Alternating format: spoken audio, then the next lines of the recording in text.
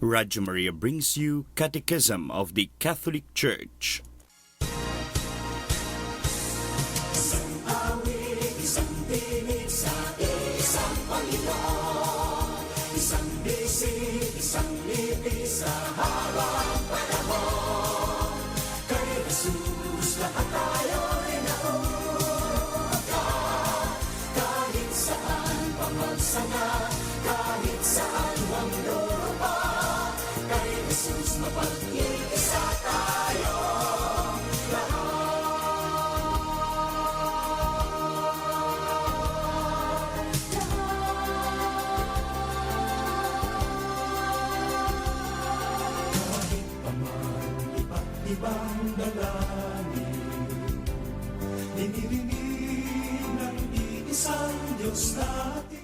Isang mapagpalang pagbati sa lahat ng mga tagapakinig at tagapagtangkilik ng ating himpilang Radio Maria, bringing Christ into your home. Ito po si Father Raymond para po sa programa ang Catechism of the Catholic Church. Suma sa inyo sa 99.7 FM sa Tarlac, 101.5 FM sa Cagayan, 102.1 FM sa Isabela, at 95.9 FM sa Zambales. Ganyan din po naman sa buong mundo, napapakinggan din po tayo sa iba't ibang dako ng Pilipinas sa pamamagitan ng ating audio streaming sa ating website sa www.radiomaria.ph at sa website ng World Family of Radio Maria sa www.radiomaria.org. Sa atin pong pakikipagkaisa sa Bitstop Network, tayo rin po ay napakikinggan sa kanilang website sa www.eradioportal.com. Maaari na rin po tayong mapakinggan sa iba't ibang mga probinsya ng Bataan, Bulacan, Pampanga at Tarlac sa Cable TV Channel 99 ng Comclark Technology and Affiliate Cable TV Networks. At sa mga bayan naman ng Concepcion at Capas sa lalawigan ng Tarlac sa Cable TV Channel 81 sa pamamagitan ng Concepcion Pay TV Network. Maaari na pong i-download ang ating pong mobile application, ang World Family of Radio Maria sa atin pong mga cellphones and tablets. Ito po yung atin install. Maaari po ninyong hanapin ito sa App Store, Google Play Store at Windows Store. At atin pong binabati ang lahat ng mga patuloy na tumututok sa atin pong programang Catechism of the Catholic Church. At sa araw na ito ay atin pong ipagkakaloob ang kasagutan sa ilang mga katanungan na atin pong natanggap mula sa ating mga tagapakinig at tagapagtangkilik.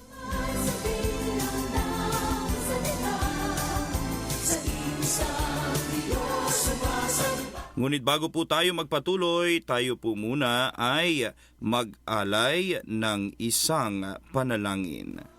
May isang dalangin pagsasa.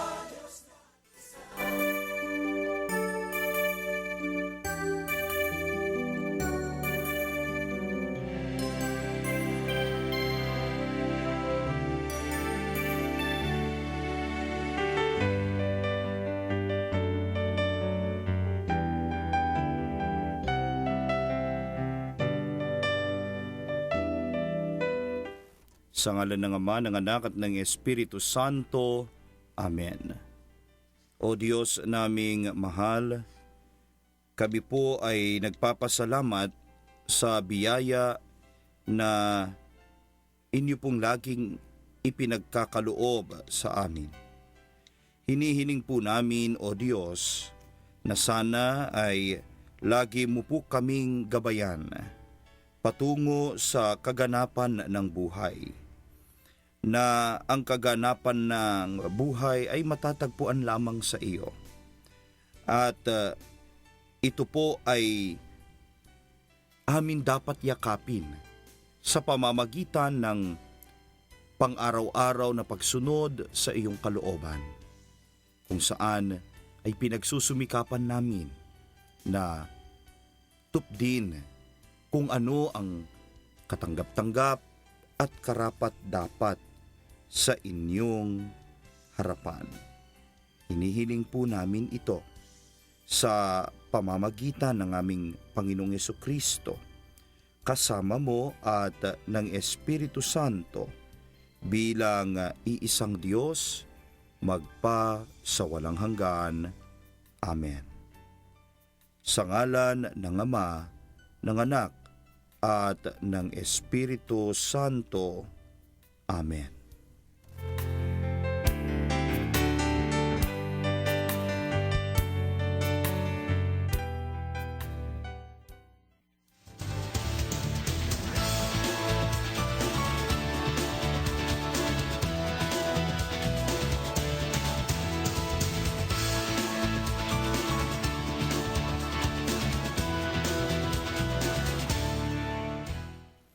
Welcome po sa unang bahagi ng atin pong programang Catechism of the Catholic Church. At kayo pa rin po ay patuloy na nakikinig sa atin pong himpilan, ang Radyo Maria, Bringing Christ into Your Home.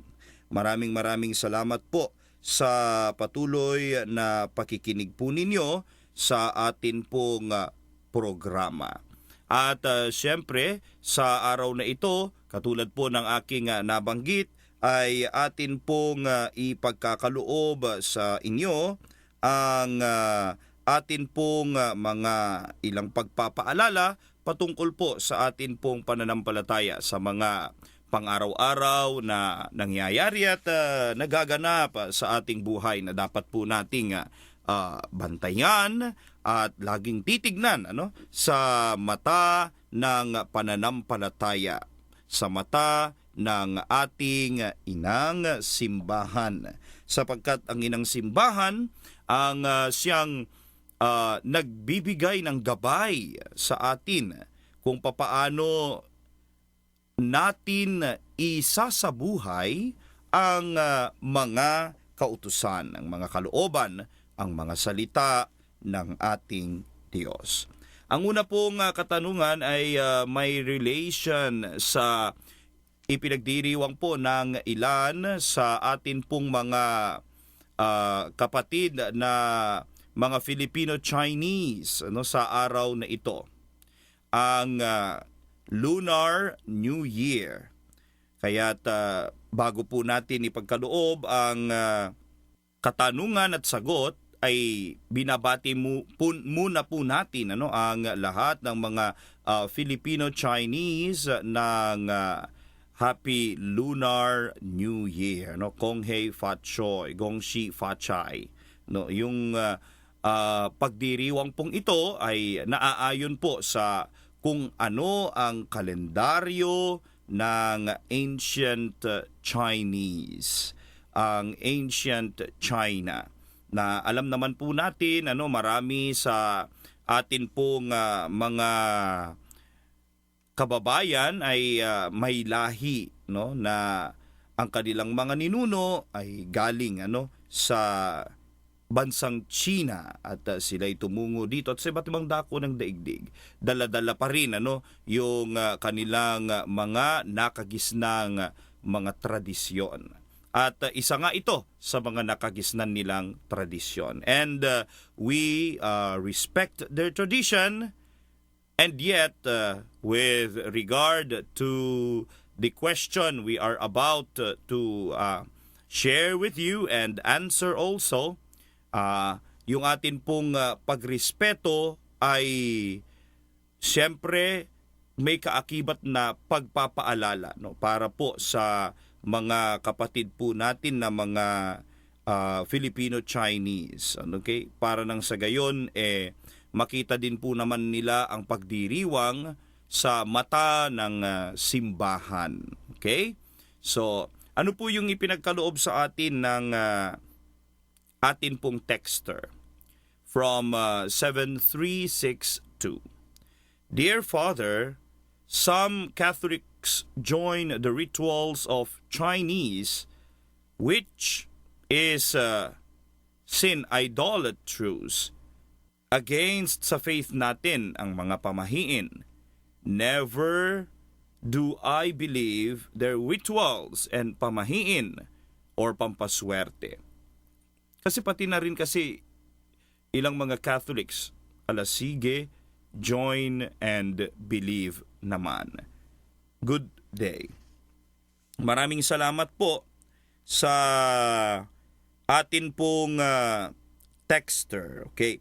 Ito po ay may kaugnay sa ilang mga kapaniwalaan ng atin pong mga kapatid na mga Filipino-Chinese. Of course, ito pong kapaniwalaan na ito ay nanggaling po sa kanilang mga nakagisnan na mga kaugalian ng kanilang mga ninuno. At batid din naman po natin ang kanila pong mga ninuno ay hindi po mga Kristiyano. Sa kanila pong nakasanayang komunidad ay meron po silang sariling interpretasyon ng pakikipag-ugnayan sa banal. Meron po silang mga sariling pamamaraan ng pakikipag-ugnayan sa isang umiiral na mas dakila pa sa kanila.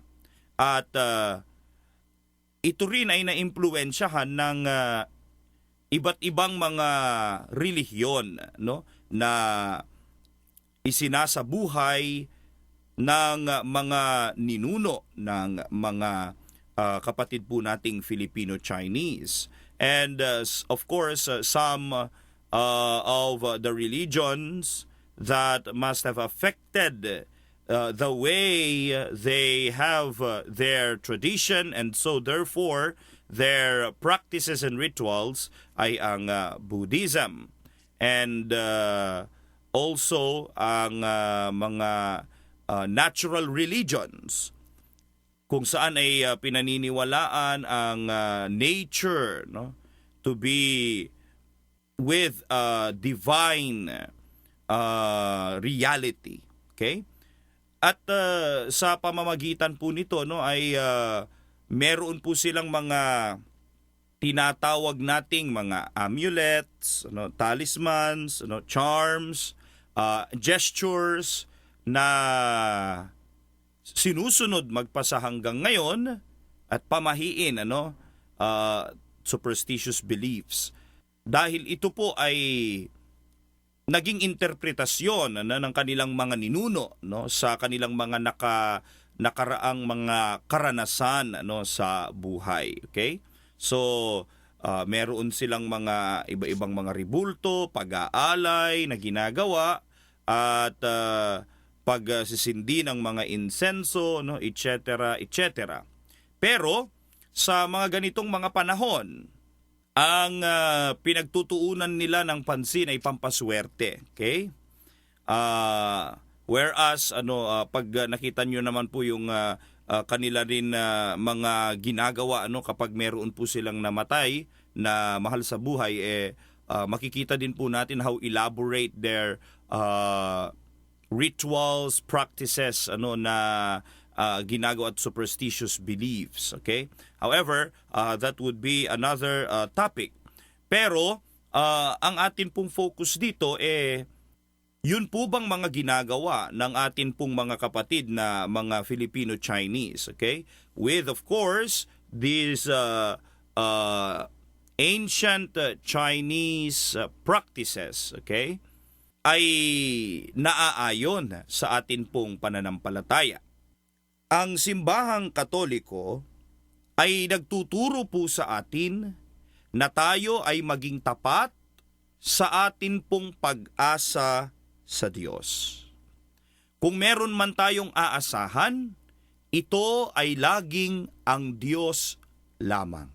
Ang Diyos na atin pong inaasahan, hinihingi din niya naman ang ating pakikipag-ugnayan, ang ating kooperasyon sa kanyang ginagawa na pagbubuhos ng biyaya.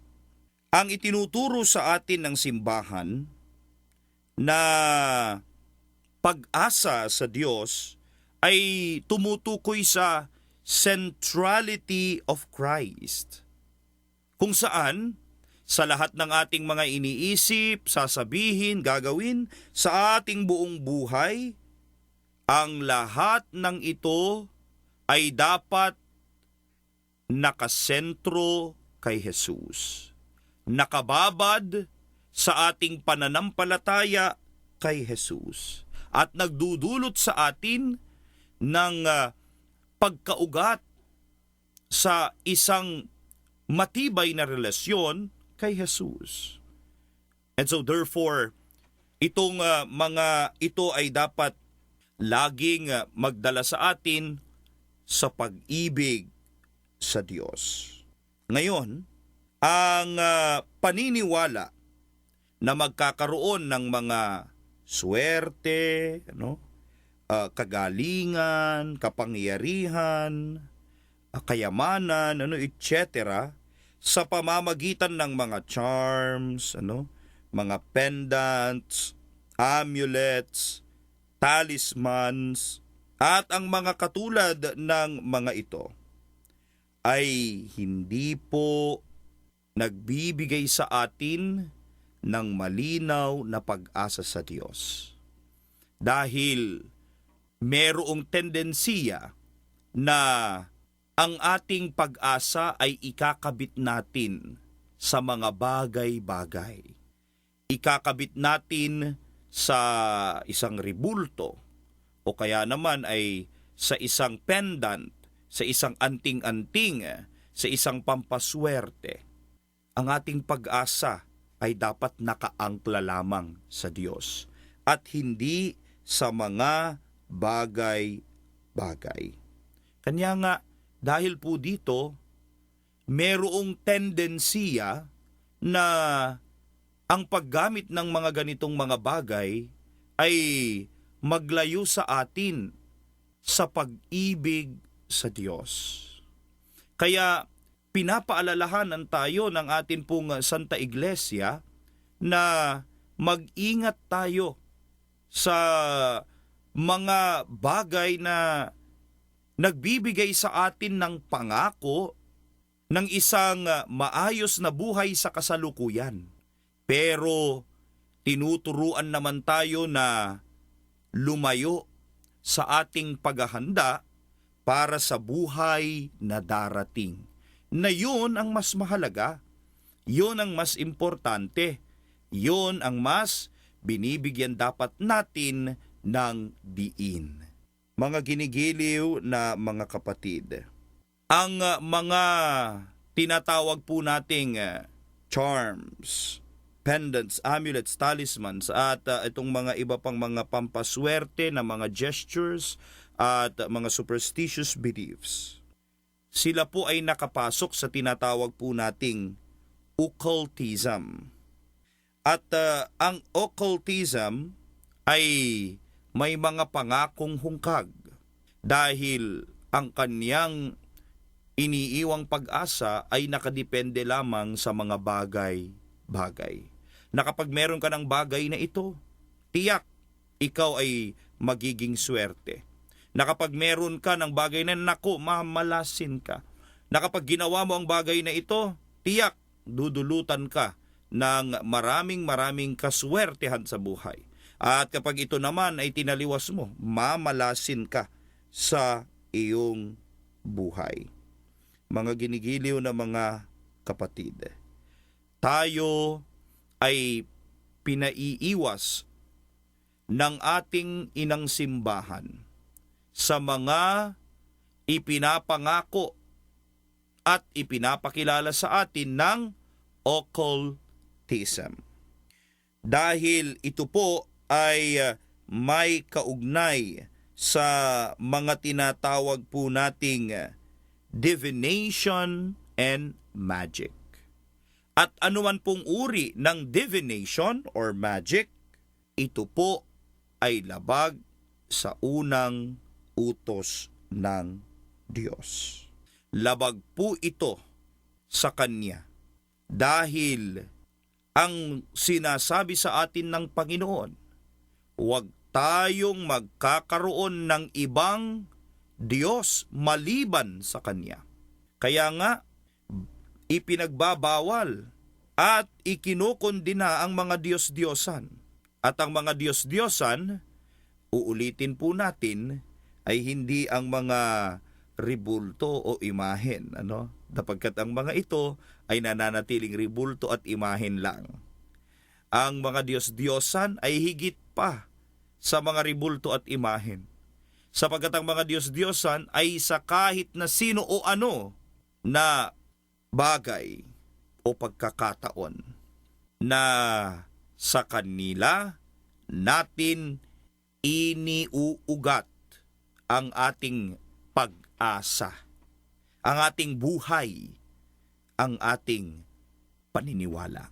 At sa mga ganitong mga bagay ay nagbibigay po sa atin ito ng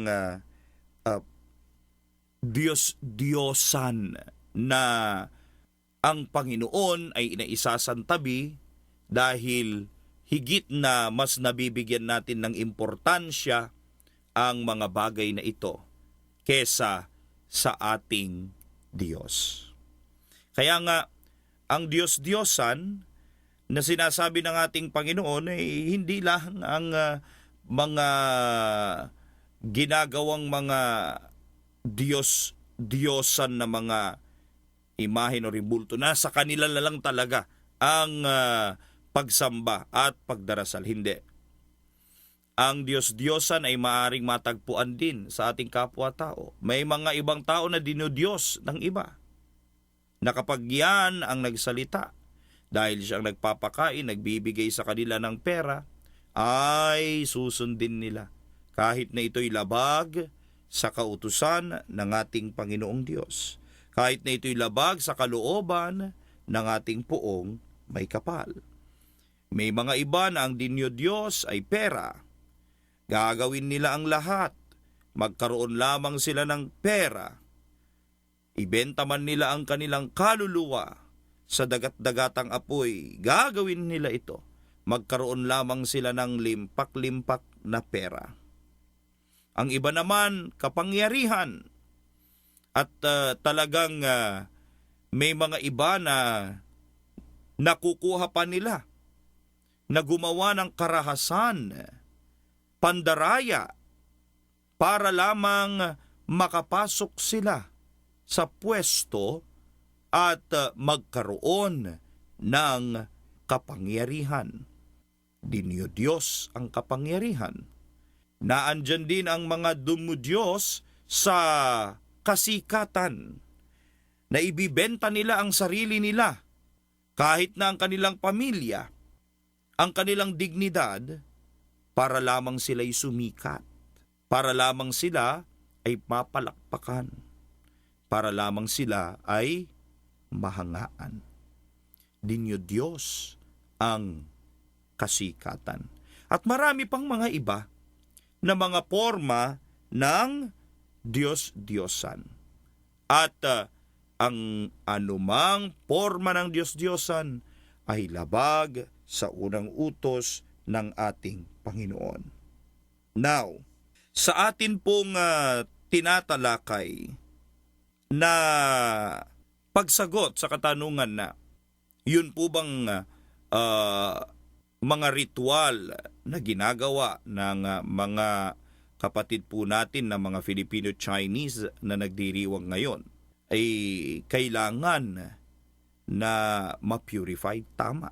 Kailangan po na ma-purify.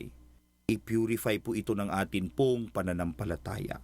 I-purify po ito ng atin pong paniniwala. Wala pong masama, di po ba, kung tayo ay magdiwang ng Chinese New Year or yung Lunar New Year. Kasi pinagdiriwang natin ang isang kalendaryo na bunga ng talino ng mga tao. Ipinagdiriwang po natin ang simula ng isang kalendaryo na ginamit ng napakarami sa mga nakaraang mga taon sa isang bansa at sa napakaraming mga bansa kung saan naandoon ang presence ng Chinese people. At walang masama kapag ipagdiwang natin ito. Lalo tigit kung ipagpapasalamat natin na naaalala natin itong mga bunga na ito ng mga pag-iisip at pagninilay ng mga tao. Pero kung meron ng involved na rituals, okay, gestures, and superstitious beliefs na hindi naaayon sa ating pananampalataya, doon na tayo talaga nagpapaalala. Kasi ang atin pong Panginoon ay isang manibughuing Diyos. Okay? At sinasabi niya sa atin, siya lang dapat ang ating Diyosin at wala nang iba. Sa Kanya lang ang ating pag-asa at wala nang iba. Sa Kanya lang ang ating pananampalataya at wala nang iba. Ano naman po ang itinuturo ng atin pong Catechism of the Catholic Church, no? Regarding some of the practices, no? Hindi lamang yung mga ginagawa ngayon sa Chinese New Year, kung hindi kahit na sa mga pang-araw-araw na pamumuhay na nakikita po natin sa ating kapaligiran. Ang una po dyan ay basahin natin from number 21:15. God can reveal the future to His prophets or to other saints. Still, a sound Christian attitude consists in putting oneself confidently into the hands of providence for whatever concerns the future, and giving up all unhealthy curiosity about it. Improvidence, however, can constitute a lack of responsibility. Isa po siguro sa mga ikinokondina na dapat po nating pagtuunan din naman ng pansin at paalala at purification mula sa atin pong society, sa atin pong mga sarili, ay yung tinatawag po nating panghuhula. Kasi po ang panghuhula ay pagtingin at pagsilip sa kinabukasan, kung ano ang mangyayari sa bukas.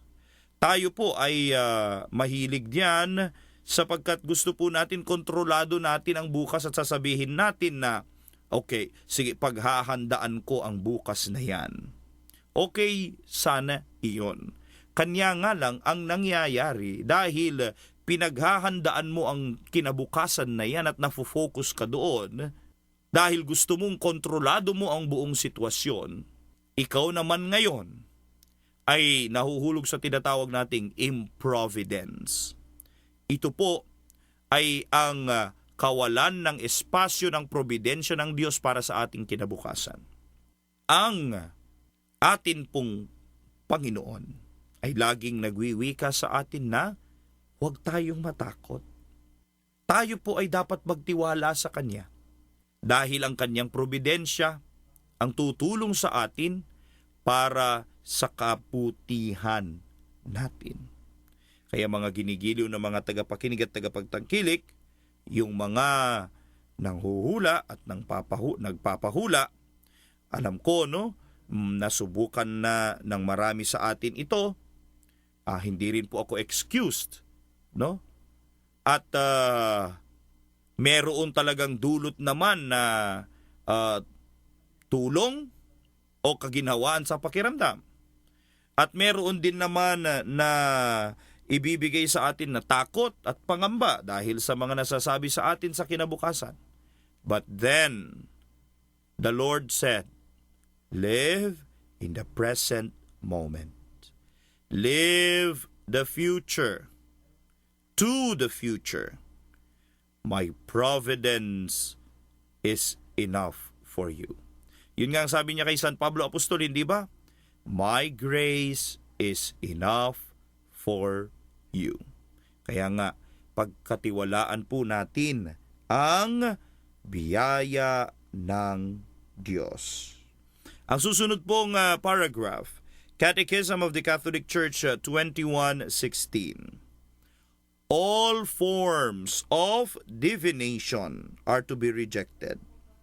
Recourse to Satan or demons, conjuring up the dead, or other practices falsely supposed to unveil the future, consulting horoscopes, astrology, palm reading, interpretation of omens and lots, the phenomena of clairvoyance, and recourse to mediums, all conceal a desire for power over time, history, and in the last analysis, other human beings, as well as a wish to conciliate hidden powers.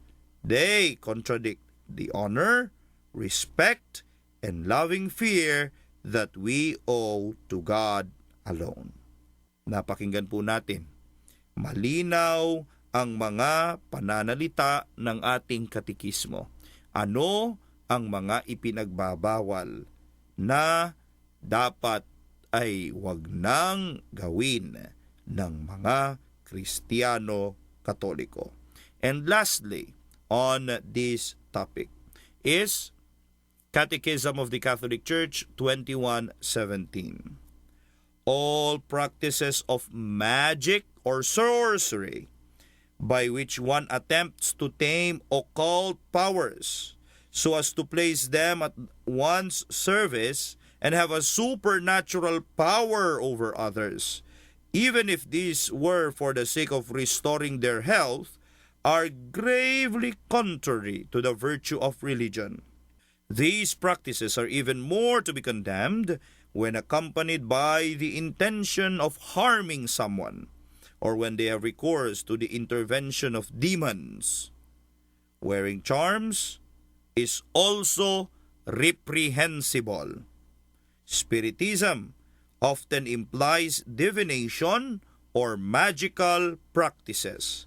The Church, for her part, warns the faithful against it.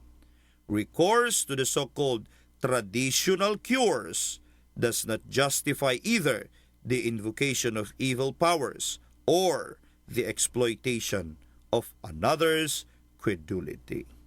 Sana po ay nakatulong po tayo sa pagninilay sa ating mga tagapakinig at tagapagtangkilik para po sa atin pong natanggap na katanungan at pagbabahagi sa atin.